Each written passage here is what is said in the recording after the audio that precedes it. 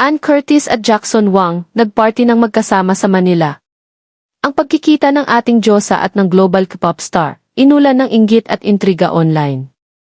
Trending sa social media ang mga kaganapan sa isang celebrity Halloween ball sa Maynila. Pero ang pinakabunggang highlight, ang pagsasama ng kapamilya actress na si Ann Curtis at ng ETH member na si Jackson Wang. Matatanda ang matagal ng pangarap ni Ann na ma-meet ang global superstar. At ngayon, nagkatotoo na. Ipinakita ng mga viral video ang pagiging chummy ng dalawa habang nag-enjoy sa event. Ngunit hindi maiiwasan ang mga reaksyon at intriga.